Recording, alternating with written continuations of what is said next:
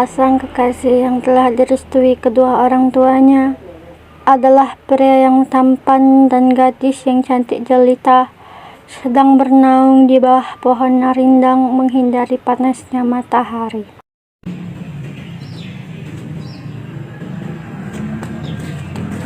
Adinda, Akhirnya udah datang juga. Ada apa udah ingin bertemu denganku?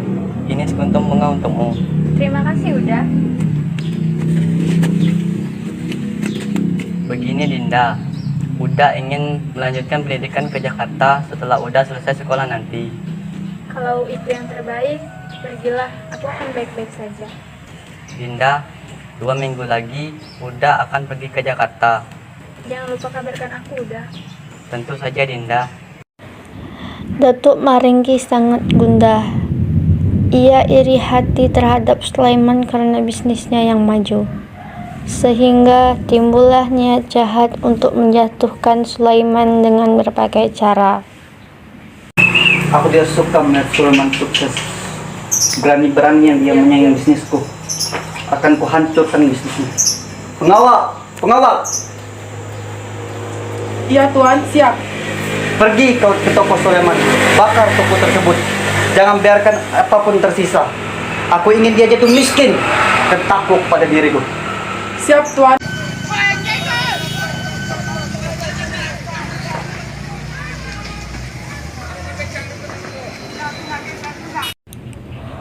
Toko pun terbakar terlahap api. Seluruh kekayaan Sulaiman lenyap bersama toko miliknya itu. Ia pun jatuh miskin. Lalu Datuk Maringgi berniat untuk membuat perangkap dengan cara meminjamkan dana untuk membangun bisnis Sulaiman kembali. Karena Sulaiman tidak berprasangka buruk, ia mengiyakan untuk meminjam uang ke Datuk Maringgi. Halo kawan lama. Bagaimana bisnismu sekarang? Kudengar kau telah melampaui diriku. Halo Maringgi, apakah kau sudah mendengar beritanya? Tokoku terbakar dan semuanya lenyap di lahap api. Bisnisku sekarang mulai dikatakan rumit, bahkan hampir bangkrut. Tapi itu semua tidak akan terjadi jika engkau membantuku. Tentu saja kawan. Tapi ada jaminan dan bunganya, dan akan kuberikan waktu 3 bulan untuk melunasinya. Soal bunga aku tak keberatan, tapi jaminan aku tak bisa memberikan jaminan apapun sekarang. Hartaku sudah habis dan... Tenang saja kawan. Kau boleh memakai hartaku sebanyak mungkin. Soal jaminan tidak perlu dikhawatirkan. Bagaimana kawan? Baiklah, kita sepakat. Setelah 3 bulan berlalu, Datuk Maringgi akhirnya datang pada Sulaiman untuk menagih hutangnya yang belum terbayar. Di sanalah Datuk Maringgi terpesona melihat kecantikan Siti Nurbaya. Datuk Maringgi meminta Sulaiman untuk menjadikan Siti Nurbaya sebagai istri mudanya. Tiba-tiba Waalaikumsalam. Silakan duduk. Bayar hutangmu sekarang juga Sulaiman. Aku ingin kau melunasi hutangmu sekarang juga. Maaf, aku tidak bisa membayar hutangku sekarang, Maringgi. Kalau begitu akan kuberi satu tawaran. Nikahkan aku dengan anakmu, maka hutangmu akan lunas. Benar itu, akhirnya Tuan nikah lagi. Apakah anakku mau dengan dirimu yang sudah tua ini? Lagi pula anakku sudah memiliki kekasih yang bernama Samsul Bahri. Betul itu, mana mau dia denganmu yang sudah tua peat sepertimu. Kurang ajar. Pokoknya aku mau dia nikah denganku, titik. Ayo kita pergi. Datuk Maringgi dan para pengawalnya pulang dengan bangga. Namun, tiba di rumah Siti terjadi perdebatan antara Bunda Sulaiman dan Siti Nurbaya. Dasar tahu diri tua masih ingin menikahi keponakanku. Sudahlah, mari kita penyakan Siti. Siti, mari nak. Ya Bunda, ada apa? Kami ingin meminta tolong demi kelangsungan hidup kami. Apa kamu bisa? Selama Siti bisa, pasti Siti lakukan Bunda. Menikahlah dengan Datuk Maringgi. Selagi menyusun rencana, ternyata Samsul Bahri telah tiba di Padang. Ia datang menggunakan pesawat jet pribadi miliknya. Dan Samsul Bahri langsung menghubungi Siti untuk bertemu di bawah pohon yang sering mereka gunakan untuk bertemu. Uda, Siti rindu kepada Uda.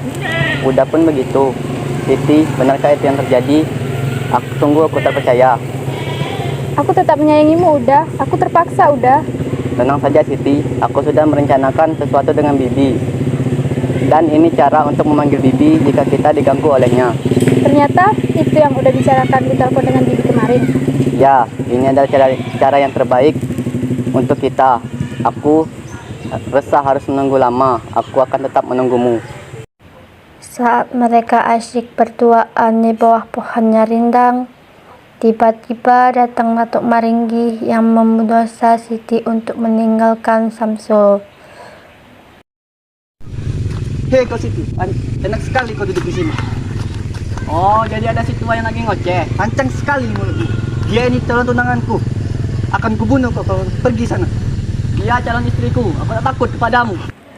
Singkat cerita, Siti Nurbaya pergi ke Jakarta untuk menyusul Samsul Bahri yang telah dahulu ke Jakarta.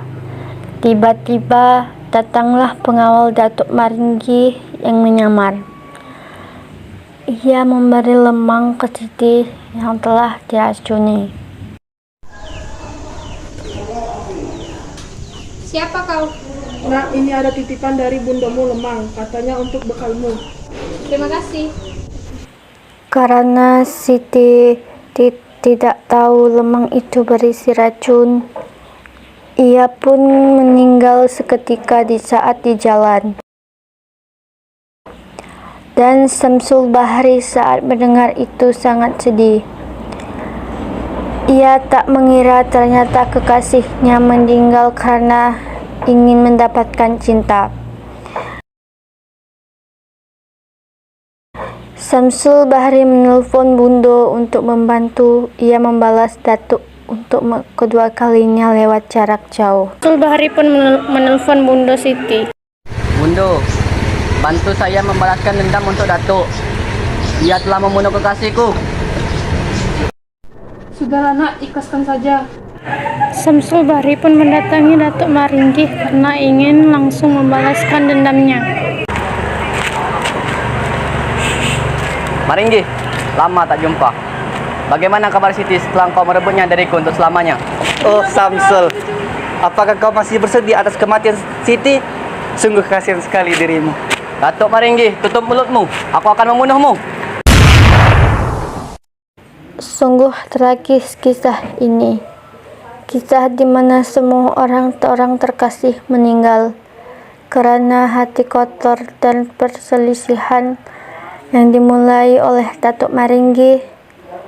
Kisah di mana dua remaja yang saling mencintai namun terpisah, yang kemudian disatukan lagi dalam alam surga nan jauh di sana. Mereka abadi selamanya.